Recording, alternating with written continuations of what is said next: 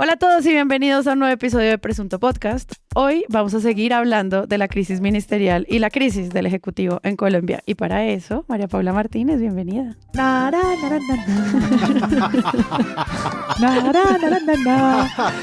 Los saludo con la canción de los pitufos, porque cada vez que dice Papá Pitufo yo pienso en las horas que gasté viendo ese programa de enanos azules.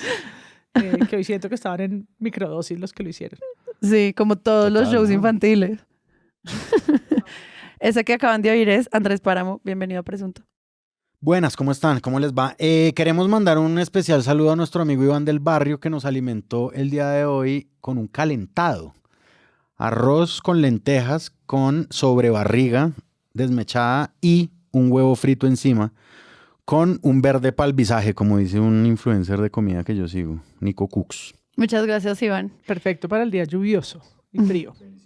Y yo soy Sara Trejos y hoy, antes de que comencemos, queríamos contarles cosas que están pasando en el Presunto Verso. Así es, lanzamos el ciclo de talleres Despejadas todas las dudas.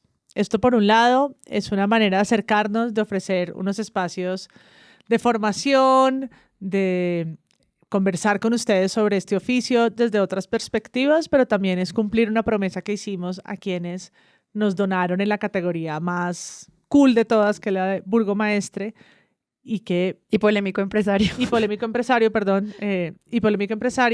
ambas reciben la oportunidad de entrar a estas clases, a todo el ciclo de clases, y a ustedes, pues gracias por darnos ese apoyo.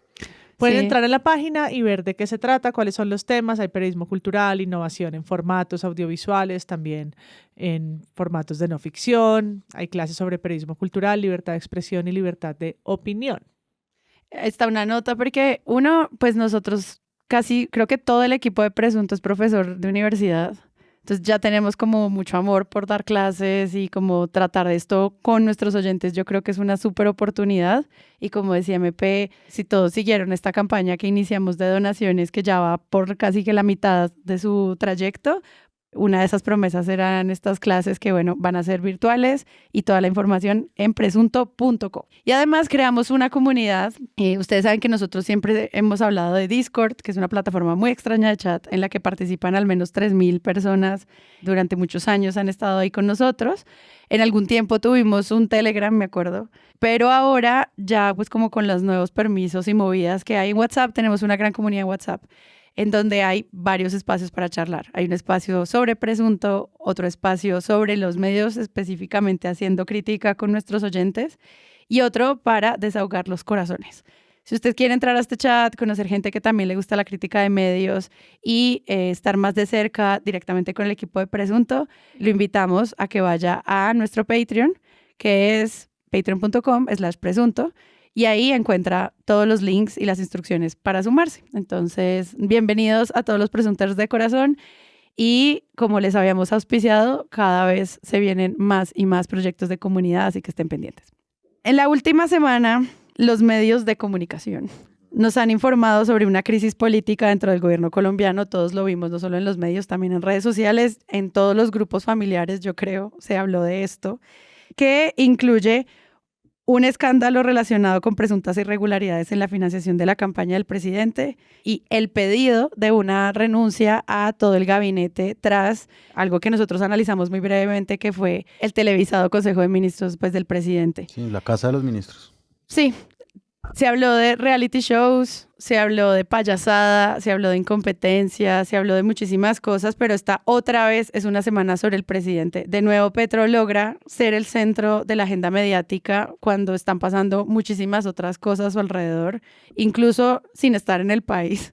Están como también poniendo sobre la mesa mediática a sus ministros y bueno, los escándalos de los cuales se le menciona constantemente en relación a su campaña. ¿Cómo vieron ustedes esto? Yo inicialmente quería traerles una pequeña como teoría, simplemente uniendo las como 9 columnas, 10 columnas que estuve revisando para este capítulo, y siento que a pesar de que siempre que cubrimos la peor semana de Petro desde la indignación, digamos, desde que hay un cubrimiento desde la oposición, señalando como estas inconsistencias, por primera vez creo que el tono o la narrativa con la que se queda el cubrimiento es un tono en el que se usan palabras como tristeza, como si esto, como que son unas emociones distintas. No sé ustedes cómo lo ven. Pues yo estoy con Rodrigo Primi ¿En qué? en su María columna. Paula lo quiere decir y lo va a decir. María Paula lo quiere decir y lo va a Sobre decir. todo porque es tan difícil decirlo que me siento jugando a los 3 tristes tigres cuando era chiquita. Y es petristes. ¡Ay, lo dije bien! No, pero así. Petristes. Los petristes de Rodrigo, Los sí. petristes que resumen esta narrativa de frustración. Esta narrativa en la que varios periodistas, pero también analistas políticos han caído, y es que el Consejo de Ministros sirvió para tramitar un desconsuelo, una frustración, una tristeza frente a lo que devino el gobierno, ya estando cumplidos los 2 años de su mandato, ¿no? Y lo resume así Uprime. Algunos, sin ser petristas, votamos por él y estamos petristes, pues creemos que por falta de grandeza y la arrogancia mutua de la oposición y el gobierno estamos perdiendo una oportunidad de oro para avanzar en una Colombia más democrática y más equitativa. Y creo que eso podría ser una forma de resumir lo que ha dicho la exministra Susana Muhammad en los medios, o lo que dijo Francia Márquez durante el Consejo Televisado, y es que esas 6 horas tienen, ¿no?, mucho hilo para desenredar, y lo han hecho los medios la última semana. Tal vez ha tenido más impacto que las 400 horas de televisión que hizo Iván Duque. Pero considerablemente. ¿Sí? Esas 400 horas a todos se nos olvidó, no hay nada memorable. Mientras que estas 6 marcaron una ruptura impresionante en la mirada sobre el gobierno, ¿no? La opinión pública se ha expresado, el periodismo ha sido el eco para que ministros como Juan David Correa hagan una ronda de medios después de su salida, lo mismo Susana Muhammad, pasará lo mismo con la ministra del Trabajo, con Juan Fernando Cristo, que todos empiezan a hacer política dentro de sus declaraciones y nos empiezan a llevar poco a poco a la campaña electoral, sin querer queriendo. Es decir, ya entramos en un terreno en el que los medios no están entrevistando solo a un exministro, sino a un posible candidato, todo el tiempo. Sí. Yo creo que a mí me parece que Uprimni pinta muy bien un panorama que hay, un panorama de clima de la opinión pública. Rodrigo Uprime, ¿dónde publica esta columna? ¿En El Espectador? En El Espectador, sí, pero Ya. también Pues en su portal de Justicia. Los lectores la pueden encontrar en dejusticia.org. Él pinta un panorama que a mí me parece que sí está interpretando muy bien el clima que existe. Yo tengo la sensación de que, salvo los influencers, digamos, como más pro gobierno que hay, y salvo algunas voces independientes de verdad contadas con los dedos, todo el mundo piensa que el Consejo de Ministros no solo fue un fracaso, sino es un momento de giro del gobierno de Petro, ¿sí? O sea, y digamos que se han refugiado mucho en esta cosa de las sensaciones. Yo quiero rescatar, bueno, la columna de Rodrigo Uprime además dice como, la columna empieza literalmente diciendo como que él tiene fuertes convicciones de izquierda, que es a lo que yo me refiero, digamos como que si uno pudiera como interpretar lo que está sucediendo con las personas que opinan en Colombia desde convicciones de izquierda, se da cuenta que la sensación es como de devastación total, ¿sí? Como de una pucha, aquí hubo una oportunidad y no se cumplió. Yo tengo como el caso, por ejemplo, de Alejandro Gaviria. Alejandro Gaviria ha sido muy activo en ser como el exministro del gobierno, ¿no? Y Alejandro Gaviria, en un tuit supremamente largo, él decía como que a él le enrostraban mucho el hecho de que hubiera trabajado para el gobierno de Petro, que eso lentamente se está volviendo en un lastre también. Y él se desmarcaba, obviamente, pero él también decía, ojo, porque yo creo que aquí sí hubo una sensación democrática, ¿sí? Un sentir democrático de elegir a un movimiento político. Pero también sacó un video que decía... Dijo el presidente Petro que su peor error fue haberme nombrado ministro de Educación. Mi mayor error fue haber puesto de ministro de Educación a Alejandro Gaviria. Invierto la fórmula. Mi peor error fue haber creído en Petro y creer que podía gobernar decentemente a Colombia. Ah, ¿te parece que el peor error fue haberme contratado? El peor error fue haber creído en ti. Que también siento que es todo lo que decía María Paula, ya también con unas declaraciones La dramaturgia de dramaturgia Sí. y performance. Alejandro Gaviria hace de todo, digamos, como Pero este me pareció como que él estaba como interpretando pues sus razones y sus motivaciones. Yo creo que hay una diferencia grande entre un exministro como Alejandro Gaviria, que sale del gobierno a publicar un libro que se llama La explosión controlada. Yo no me lo he leído, he visto digamos como algunas cosas que él dice, me he leído algunos apartes del libro, pero sí hay una diferencia muy grande entre digamos lo que él dice. Él, por ejemplo, en el portal Desigual él salió diciendo que los consejos de ministros eran muy parecidos a lo que sucedió ese día, pero que era o eso o Petro no poniendo atención, ¿sí? A un relato como el de Juan David Correa, en el que él dice que de eso justamente se trata un consejo de ministros y las razones por las cuales él no está de acuerdo con televisarlo es porque ahí va a haber conflicto siempre. Yo creo que hay una disparidad, pero a mí esa disparidad me parece normal y natural, digamos, como de una persona que no pertenece a un movimiento y de una persona que sí cree en él. Pero al margen de todo eso y de las interpretaciones que esas personas particularmente puedan tener, yo creo que Susana Muhammad también tiene una interpretación muy distinta desde el feminismo. Aparte, digamos, de esas como constelaciones que existen de cada ministro que va saliendo, yo sí creo que hay un ambiente de tristeza que pues creo que también lo ejemplifica muy bien el escritor Pedro Arián Zuluaga en su artículo de 070 que se llama, es un ensayo que se llama Emociones tristes y telecrueldad. Él va como analizando parte por parte del Consejo de Ministros, arrancando pues con que la declaración de Petro de que él dice que la política no es un teatro. Yo no me acordaba de eso, pero Petro sí dice eso al principio, la política no es un teatro. Y Pedro Arián Zuluaga, que también es crítico de cine, dice, pero pone una cámara enfrente y la cámara se vuelve parte de la realidad y la modifica. Sí, The Truman Show. Exacto. Entonces, pese a los deseos del presidente, dice él, la teatralización era inevitable. Y entonces, pues asistimos a lo que él dice. Yo me quiero adelantar un poquito al final del ensayo, que a mí me pareció un comentario que yo realmente como que me hizo recordar un poco el pasado, y es el siguiente. Dice, me pregunto si este gobierno se va a recuperar de las emociones tristes que quedaron servidas y si habrá un camino para recuperar la alegría de un cambio. Yo creo que este sí es un golpe durísimo en ese sentido. Yo no me había dado cuenta tanto de él, pero claramente, porque no sé, yo no sé, Sara, si tú estuviste, pero MP, tú sí estuviste. El día de la posesión de Gustavo Petro se sentía una alegría inmensa en el centro de Bogotá. Y el cubrimiento era sobre esa emoción. Claro, y el cubrimiento era sobre esa emoción. O sea, ahí uno puede ver la degradación un poco, saltándose las instancias que sean, digamos, de análisis particular de alguna política de Petro. Pero sí había una alegría gigante y esa alegría era monstruosamente asustadora porque era la esperanza y en este momento es la tristeza, claro, o la desilusión. Entonces yo creo que claramente esa tristeza es el sentimiento dominante. Ahorita me voy a referir a otras dos columnistas que son de izquierda, tienen como sus visiones evidentemente pues particulares del tema, pero es una cosa que se mantiene y se sostiene dentro de esa parte de la opinión pública.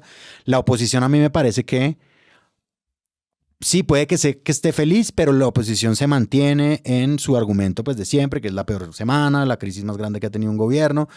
La inoriginalidad está ahí. A mí lo original de este momento me parece es justamente lo contrario. Estoy completamente de acuerdo con eso, porque cuando nosotros cubrimos los primeros cambios dentro de los ministerios, por ejemplo, con la salida del exministro de Hacienda Ocampo, era como, se fue el que los estaba cuidando, el único derecha que teníamos allá, sí, o el único centrado, elegido. Y era un cubrimiento diferente, era más como, están perdiendo una gran ficha que teníamos para confiar. Pero en este caso, yo sí siento que ni siquiera lo que tú planteas como desde la oposición, ellos están siendo el centro de la conversación cuando normalmente lo eran incluso de los medios de oposición más fuertes. Sí. Sino que quienes están llevando la batuta del cubrimiento son precisamente personas que se consideran abiertamente de izquierda, que lo aceptan de forma transparente en sus columnas y que dicen esta situación de cambio para dónde va. Sí. Y eso me parece realmente pues sobrecogedor en términos de cubrimiento, porque tampoco uno lo ha visto desde otras perspectivas en otros espacios.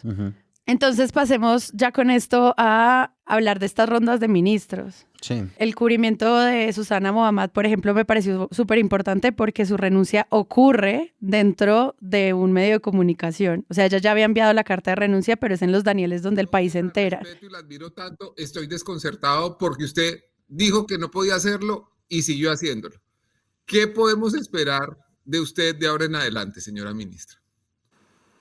Bueno, pues lo primero hay que decir que he presentado la carta de renuncia al señor presidente Gustavo Petro y es una pues decisión difícil. Obviamente no se trata de decir algo tan importante como eso y luego simplemente dar un portazo en un proceso donde uno es un funcionario público, un ministro de Estado. A ver, tenemos la primera gran noticia del día. La señora ministra de Ambiente, Susana Muhammad, acaba de anunciar aquí en Los Danieles que presentó la renuncia a su cargo ministerial. Ana Bejarano. Ministra, pero cuando usted... ¿Cómo vieron ustedes eso y cómo también en relación a la salida de los otros ministros y lo que va hasta ahora? Pues no tenemos ministros en este momento. No, Petro está en Dubái. Petro está en Dubái y hay 18 ministerios y por lo menos una tercera parte con renuncias irrevocables, que no son las protocolarias. Y eso ha hecho que los medios los llamen a las mesas y se confundan, no como ministro, no, perdón, exministro, no, porque están en ese momento en el que no les están haciendo una rendición de cuentas, que podrían, porque la salida de una cartera es también un momento para pensar desde el periodismo, pues cuál es el legado, cumplió con lo que tenía que hacer, fue un buen funcionario público, fue un buen servidor del gobierno o no, que es un poco lo que Petro desde su emisión televisada repitió. Ustedes tienen que cumplir, ustedes tienen que hacer cumplir el plan del gobierno. Un plan además medio abstracto, ¿no? Como más allá de las emociones particulares, ustedes están aquí para cumplir. 78 puntos, que era como... Y creo que los medios se han quedado en una etapa más personal, más individual y mucho menos política. No han sido muy duros en preguntarles las cifras, el incumplimiento, lo mismo que estaba haciendo el presidente, ¿no? El porqué de su tono de reclamo a todo su gabinete, por ejemplo, al ministro de Cultura o exministro de Cultura, sino que más bien se han quedado en lo personal de cuáles fueron sus motivos para dejar el proyecto. Sí. Y hay entrevistas que han sido, creo yo, muy fáciles y muy elogiosas, se puede decir, como la que le hizo María Jimena Duzán a Juan David Correa. Juan David, usted renunció en un momento en que había logrado una cosa increíble, era recuperar dinero de un ministerio que comenzó con un buen presupuesto, pero que por los problemas que todos conocemos de la falta de presupuesto, pues se había quedado un poco colgado. Y usted logró, yendo a Hacienda, haciendo su trabajo, trabajando día a día, que se recuperara parte, si no la totalidad del presupuesto que se le había prometido, una muy buena parte. Y sin embargo, usted ayer decide, luego de ese Consejo de Ministros en el que usted pues evidentemente estuvo todo el tiempo, decidió salir y presentar su renuncia irrevocable. ¿Por qué? Bueno, porque creo que uno no conoce el poder hasta que está en el poder. Es evidente que lo que sucedió ayer... Que es un espacio largo de micrófono, pero un ejercicio periodístico que no es difícil y que no es un ejercicio que no es inquisidor, sino un ejercicio que pretende que pueda tener ese espacio para expresarse, que le hace saber de alguna manera que se lo ganó, ¿no? Estuvo ahí en esa cartera más de 18 meses y ahora puede contar por qué se fue, sin que haya un ejercicio de perro guardián muy duro. Sí.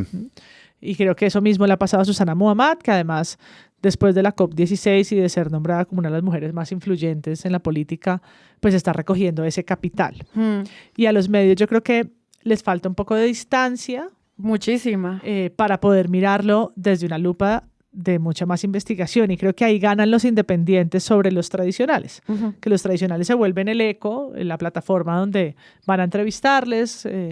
Y los medios más chiquitos, tipo Cuestión Pública, Vorágine, son los que están construyendo probablemente las mejores historias de ese gabinete saliente, ¿no?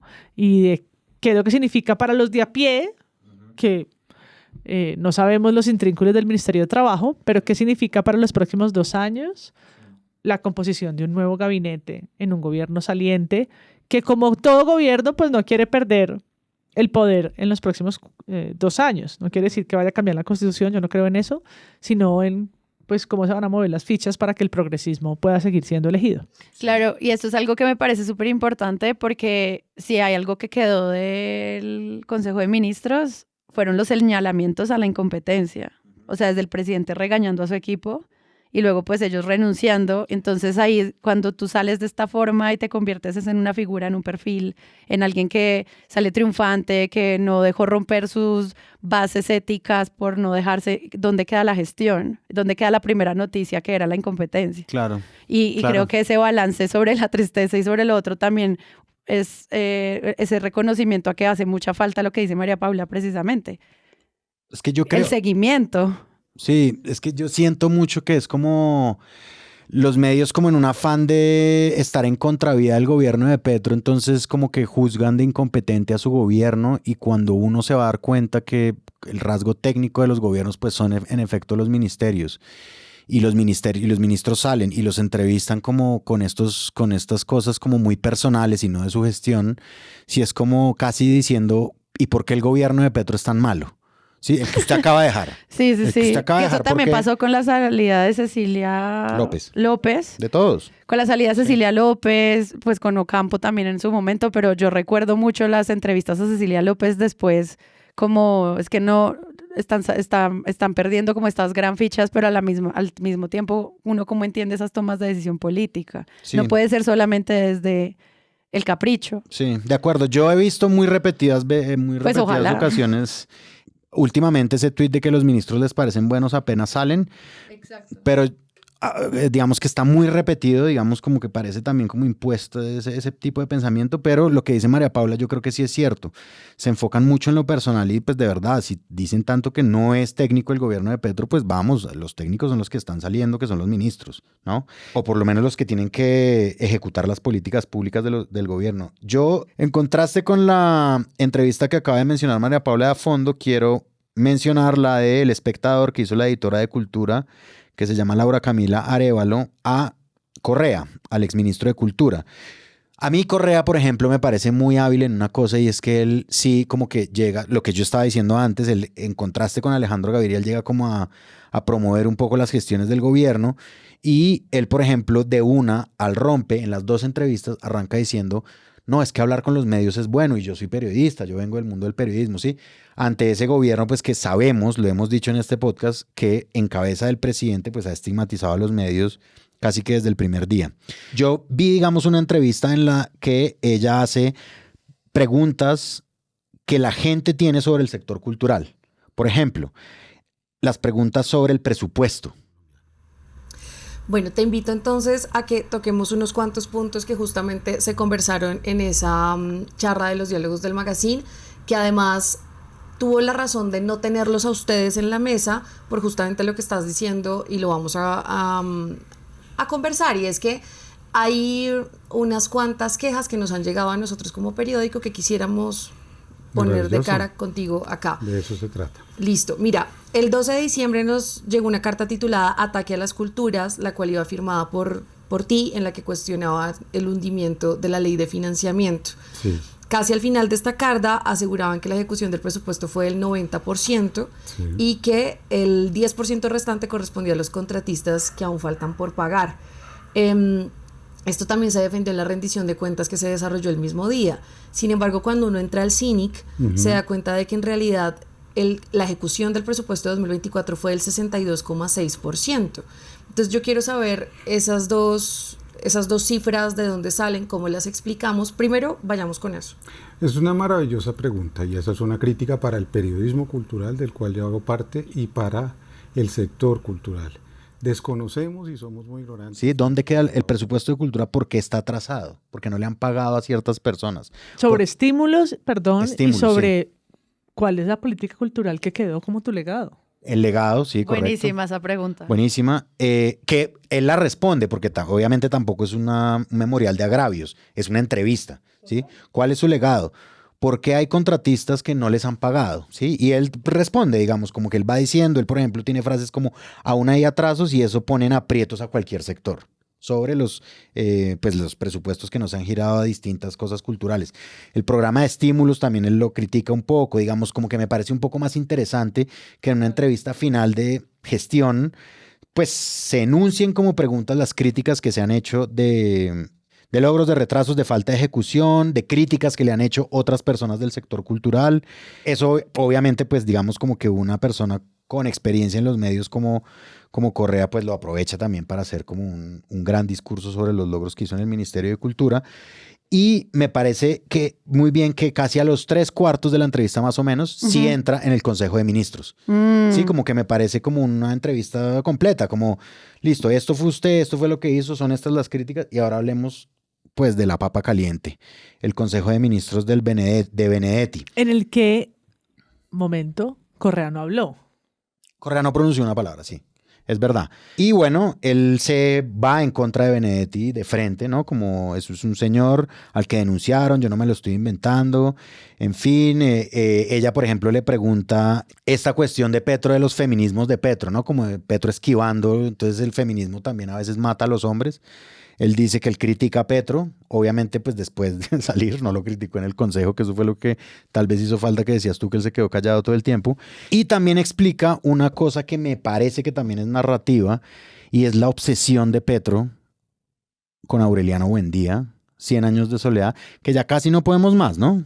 Con los aurelianos. Sí. Pero antes de que vayamos a 100 años de soledad, me gusta como la entrevista del Espectador nos da también una guía, y yo creo que otra de las grandes narrativas es Petro protege a Armando Benedetti y prefiere perder a los ministros que le seguían el juego por este señor. No sé si esta narrativa les parece, pero yo siento que es como un gran eslogan. Claro. Sí, ¿Cómo la ven? Y es tratando de predecir desde el periodismo con las herramientas que tienen ese tablero político, porque no es una decisión ingenua, porque no es que Petro se le ocurrió de chispazo media hora antes, ¿por qué no televisarlo?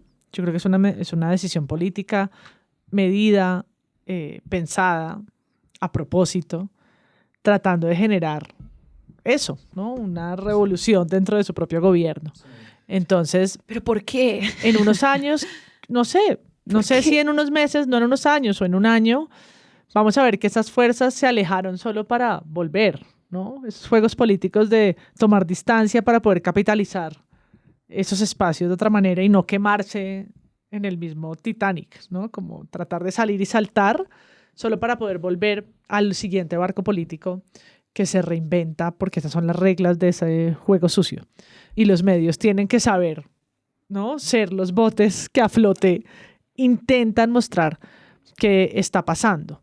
Lo que pasa es que con la narrativa de oposición que hay en muchos medios, pues este Consejo de Ministros y la ausencia de tantos de ellos en este momento, porque no han nombrado todavía los nuevos ministerios y demás, pues les sirve para ahondar más en que este gobierno es inviable, en que es posible que nos esté llevando una crisis que solo otra forma política nos puede salvar. De acuerdo. Porque empiecen como a construir esta idea de que el país es fallido, el gobierno es fallido y se debe buscar una alternativa distinta, ¿no? Que al final es meternos en un terreno electoral muy premeditadamente. De acuerdo, sí, de acuerdísimo. Nos están metiendo ya en un terreno preelectoral absolutamente ya. O sea, estamos ya en año preelectoral desde el Consejo de Ministros. La narrativa de Benedetti es fuertísima y yo creo que Armando Benedetti pues es una persona oscura, ¿no? Como oscura me refiero a opaca, digamos. La opacidad que maneja Armando Benedetti es gigantesca porque es que Armando Benedetti no es un invento de Petro. Sí, eso yo creo que es una cosa como que no se ha tratado de establecer ni nada, pero a veces como que pareciera que Armando Benedetti fuera un invento de Gustavo Petro y no es un invento de Gustavo Petro. Es tan oscura como fascinante, ¿no? Como totalmente. ¿Quién perfila a Armando Benedetti? Sí, bien, o sea, ¿quién le hace un perfil? Sí. María Jimena Duzán le hizo una gran entrevista hace unos años ya, tal vez, cuando ya había ganado Petro, me acuerdo. Y es de las pocas en las que uno ve a este zorro político develarse, ¿no? Claro. Pero ¿quién más le sigue la pista? Como a los Char, como un libro sobre este personaje que ahí va a estar, ahí seguramente va a cerrar el gobierno, pero que todos intuimos esconde los secretos más oscuros de la política colombiana. Dice, porque recuerdo mucho que cuando llegó Benedetti nuevamente, cuando llegó a Casa de Nariño, pues porque él no se ha ido del todo nunca del gobierno, Cuando llega a Casa de Nariño nuevamente, Laura Ardila sacó un tweet en el que hacía el prontuario. Armando Benedetti está acusado, investigado de los siguientes delitos, y ella decía al final, y llega con esta aura de gran señor, ¿no? Bajándose de su camioneta escoltada. Benedetti, por ejemplo, es también como un sujeto ahí del editorial del Espectador que tiene un título muy chistoso que es "Y quedan 18 meses". Y quedan 18 meses. Dice el editorial que Petro, acusador, acusa, pero no a sus dos más importantes alfiles, Benedetti y Saravia. Yo, Benedetti, pues sí lo persigo mucho en esto porque José Guarnizo, el director de Vorágine, que hace unos tweets que yo siento que son editoriales de Vorágine después, porque él después uno los ve leyéndolo pues en la página de Instagram de Vorágine. Ojo a lo que dice Guarnizo sobre Benedetti. Fue acusado hace unos días en el escándalo de Fonade por una reunión que se remonta a 2016 cuando era un consentido de la bancada santista. Y Guarnizo dice Benedetti solo les sirve haciendo campaña. Después todos quieren como desmarcarse de él. Obviamente Guarnizo está haciendo una crítica también grande a los ministros de Petro que renunciaron, o sea, a Correa y a Susana Muhammad. Él dice como, yo al principio como que sí me pareció un gesto muy bueno de Correa haber renunciado, pero Guarnizo dice después, yo pensé, Benedetti siempre ha estado. Y no solo ha estado en este gobierno, ¿sí? Benedetti es una palabra que se repite. Viejo zorro. Sí, el ex-santista, ex-uribista Benedetti. Y prontamente tal vez expetrista. Y prontamente, sí, por supuesto. ¿Expetriste? Expetrista. No, y creo que esto pues nos lleva a que cuando ustedes buscan a Armando Benedetti en cualquiera que sea el medio que ustedes consulten, son en serio poquísimas las noticias, a menos que estén hablando de su suegra, en las que se habla bien de él. O sea, es un personaje que también se construye desde los medios a partir de sus escándalos, sin importar el medio, no importa como la línea política del medio, y en este momento estamos haciendo el cubrimiento de esta chiva que saca a cambio sobre la posible financiación a la campaña de Gustavo Petro de un zar del contrabando, alias Papá Pitufo. Y yo digo, es impresionante cómo un personaje se construye desde todas las perspectivas como un villano y todavía no logramos entender la relación que tiene con el poder de Gustavo Petro. O sea, es muy extraño cómo no se ha podido llegar allá. O sea, con todo el acceso que tienen los grandes medios y como estas grandes élites de acceso a información, y no hay como un leak que nos explique qué está pasando con esta persona, a pesar de que todo el cubrimiento, o sea, yo estoy acá en Google Noticias y puedo ver alrededor de, no sé, 80, 60 noticias donde todo es mal ambiente, descalificación a los ministros y un escándalo de corrupción. Tal vez el que lideró la voz de defensa de Benedetti por encima de todos los medios y de todo el archivo es el propio presidente. Cuando en ese consejo televisado lo llama un loco, que tiene magia, que se parece a Batman, ¿no? Que uno de sus ministros le dice, no, presidente, yo sí no estoy de acuerdo con esa metáfora, no, esa comparación, gracias, no.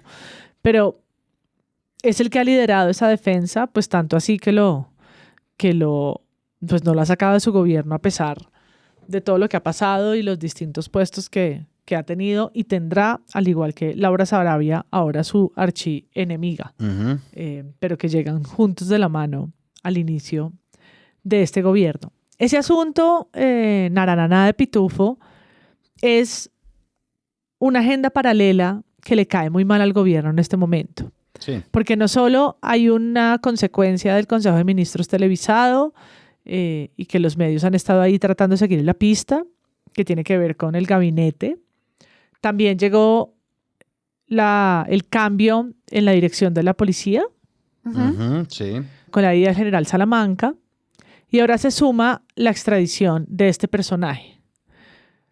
Es atípica en la medida que no tenemos un acuerdo de extradición con ese país. Él tiene que venir de Portugal porque el gobierno lo ha solicitado explícitamente para que pueda dar declaraciones sobre las posibles filtraciones que hubo de dinero a la campaña de Petro. Esto ha sido un tema que llega como las olas del mar, ¿no? Como que hace espuma y se va, y es lo que están investigando desde el Consejo Nacional Electoral. Y es que, ¿qué pasó? y si va a avanzar o no una investigación o se va a concretar, porque pareciera que avanza a veces, pero luego como que todo se diluye, una investigación, o pues si van a poder comprobar que en efecto hay algo ilegal en su campaña. Y en esta ocasión pues implica a este personaje oscuro de Papá Pitufo o Diego Marín Buitrago, el llamado zar del contrabando, que tiene que ver con los San Andresitos y estos 500 millones que están en veremos, y que en este momento, cuando casi que no hay ministros a quien preguntarles y que seguimos viendo las consecuencias de ese suceso de hace 8 días, pues el Reporte Coronel, la revista Cambio y un poco el periódico El Tiempo también están tratando de hacerle campo en la agenda a este tema que es como transnacional, ¿no? A mí me llamó la atención en el café de hoy que desde la edición política hacen muy buenas preguntas sobre lo que está pasando, incluso sobre las evidencias que tiene, por ejemplo, la revista Cambio, y me sentí un poquito en el periodismo más tradicional de la Chiva, en el que Soto se pregunta cómo pudieron acceder a esa información, no está fácil, esto es una persona pedida en extradición, quiénes tienen las pruebas de esos dineros. La revista Cambio pues hace este reportaje que publica el día domingo, mientras que Daniel Coronel desde hace un par de semanas había avisado de este evento un poco atípico en el que están notificando a Papá Pitufo que tiene que ser extraditado, y él dice, no entiendo, se lo dicen en portugués, que es como, ¿no? Pues en portuñol, lo que todos podemos entender como de falar portugués, que tiene que ser extraditado por la República de Colombia, y su defensa es, no entiendo, entonces no se da por notificado, que es como esas mañas de la justicia raras. Los medios pasan un poquito de largo esa noticia, solo Coronel le dedica el tiempo para poner incluso el audio en portugués, y que semanas después estalla, ya no como la implosión ministerial, sino como un asunto del que el gobierno de Colombia tiene que dar cuenta. Y además que es un tema enredadísimo y con que siguen saliendo, digamos, como un montón le siguen saliendo aristas a esta noticia. Cada vez más impresionante, obviamente es un enredo grande y es paralelamente, digamos, como un patadón, pues también a la imagen del gobierno, un gobierno que no está, además que está en cabeza del ministro de Salud, porque Petro está en Dubái hablando de la nube. El señor Augusto Rodríguez, director de la UNP Colombia, citado pues en el artículo de María Jimena Duzán, el de Cambio, quien estaba en vivo en el Consejo de Ministros el 4 de febrero y que intervino, ¿no? Pues como diciendo lo de la campaña y el intento de infiltración de la campaña, hizo una carta aclaratoria el 11 de febrero de 2025, o sea, hace poco la acaba de publicar que grabamos este podcast. La carta termina de la siguiente manera. Asimismo, deseo expresar que soy consciente de la seriedad e importancia de lo acá indicado y que estoy expuesto a todo tipo de componendas, montajes y denuncias como las que acostumbran estos grupos. Pero también me animo a hacer público que no estoy deprimido, no suelo atentar contra mi propia integridad y disfruto de buena salud. O sea, se volvió ya muy tétrico, digamos, el escenario. Igual esto me parece muy interesante porque varios medios empezaron a juntarse a esta denuncia y ya te empiezan a encontrar otras claves, quiénes son los que están detrás, empiezan a hacerle seguimiento, a revisar que no, pues como que también son unos fondos que pueden apuntar a líderes de izquierda. En la misma Silla Vacía empiezan a hacer una recopilación, y es eso que tú dices, MP, como volver a ver ese periodismo de investigación que hace seguimiento a estas cosas. Me parece que es una gran ganancia de lo que está ocurriendo. Y de nuevo, todos los caminos vuelven a este señor constantemente. Y yo no sé qué va a pasar cuando sepamos qué está pasando realmente con esto, porque por ahora la única fuente que tenemos es el presidente diciendo, no, yo hablé con esta persona públicamente, donde era un espacio multitudinario. Juan, gracias. Pues sobre su encuentro con alias Papá Pitufo se refirió el presidente de Petro en su cuenta de X. ¿Qué escribió el mandatario, María Camila Roa? Jorge Alfredo, el presidente Gustavo Petro aseguró que solo ha visto a Diego Marín, alias Papá Pitufo, una vez durante la campaña a la presidencia a través de este mensaje. El mandatario dice que Daniel García, quien trabajó con él en la alcaldía de Bogotá, se lo presentó como un empresario de San Andresito y que durante el encuentro, en el cual también participó el empresario catalán Xavi Vendrell, alias Papá Pitufo, Petro no ofreció dinero. Cuenta el presidente que se enteró después por Augusto Rodríguez que se trataba de un contrabandista y que había donado 500 millones de pesos para la campaña, que ordenó devolver inmediatamente. Según el mandatario, alias Papá Pitufo se había propuesto infiltrar la campaña, incluso ofreciendo hasta 10.000 millones por los puestos de la DIAN y la policía. Y resueltas todas las dudas, pues en este caso para los medios no, y bueno, sabemos que a Petro le van a investigar hasta el final de los tiempos, entonces en ese fondo creo que es una ganancia. Para cerrar el tema de Papá Pitufo, yo creo que es muy acertado el enfoque que le da la revista Cambio, diciendo que pues para la mayoría de las personas Diego Marín no quiere decir nada, no es un personaje famoso, pero pues logran poner la agenda mediática, ¿sí? El domingo hicieron un ruido grande en el ecosistema sobre este tema, lo han tratado de explicar de una manera, creo que muy pertinente, diciendo cómo este es el jefe de una poderosa organización criminal que tiene dominio sobre los puertos y que controla la entrada y salida de productos en Colombia, y que ya Petro ha dicho en otras ocasiones que intentó infiltrar su campaña. Y eso es un tema como de cubrimiento periodístico muy esencial, ¿no? Las infiltraciones, la ilegalidad en la financiación. Y creo que la captura de este personaje en Madrid, la información que da sobre la participación de otras personas, como esto también salpica personajes en el Senado, el registro de las matrículas del avión en el que fue el gerente de la campaña, que hoy es embajador de España, ¿no? Como realmente es una radiografía política de estas que son difíciles de desengranar, pero que el ejercicio que hace Cambio o la traducción que hace Cambio en lenguaje periodístico me parece que es pues a resaltar, y que pues han sido los que le están como siguiendo la pista poquito a poquito para ver en qué resulta, sin que sea como los ejercicios que hace Semana, lleno de fuentes anónimas y de fotografías de un dinero que nunca sabemos de dónde salió y una acusación en vano. De acuerdo. ¿No? Sí. Esto tiene otro sustento. Es un ejercicio sí. periodístico muy transparente, que están mostrando las declaraciones. El coronel tuvo acceso a las grabaciones de las audiencias, ¿no? Creo que eso es a rescatar. Claro. Y es además aventarse, estructurar, investigar, tratar de hacer entender. Muchas veces los audios de Semana nos pasó aquí hace 5 minutos tras bambalinas. Salen reencauchados y uno no entiende si son nuevos audios o son viejos audios. Exacto.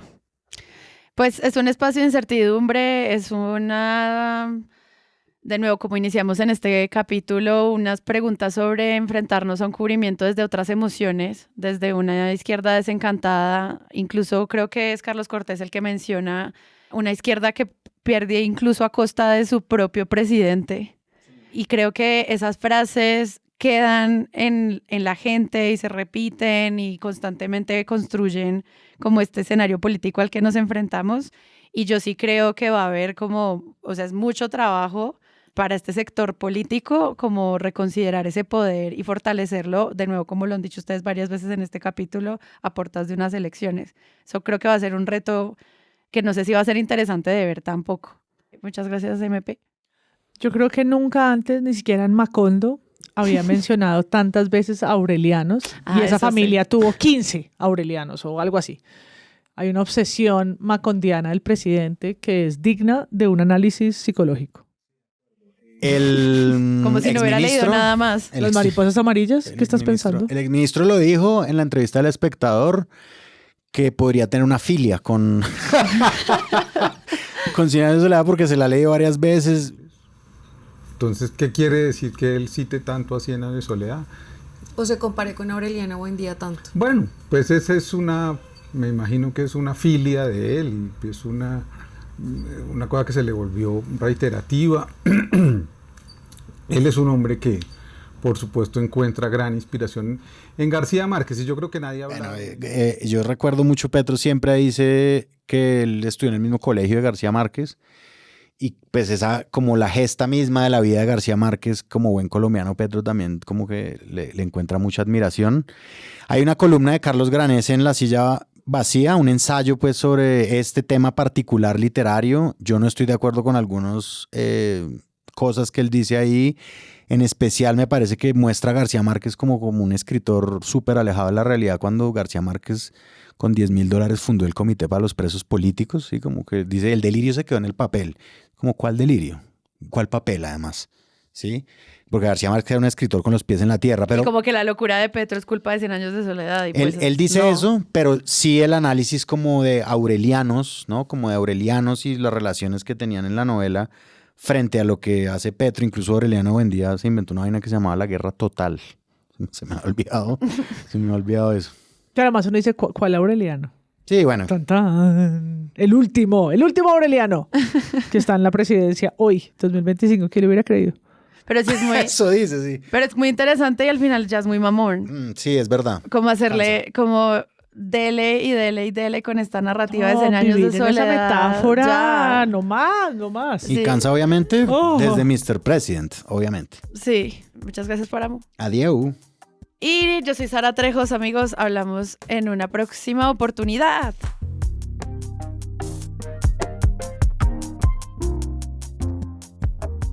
Este episodio de Presunto contó con la participación de nuestros panelistas, Andrés Páramo, María Paula Martínez y Sara Trejos. La postproducción es de Rodrigo Rodríguez. El collage para este episodio fue creado por Santiago Rivas. La marca fue creada por Dulce Studio. Presunto es un proyecto de Sillón Estudios. Producción, Paula Villán. Visiten nuestra página web www.presunto.co para encontrar nuestras redes sociales, suscribirse a nuestro newsletter y comprar nuestra mercancía.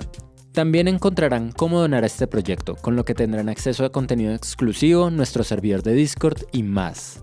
Muchas gracias por escuchar.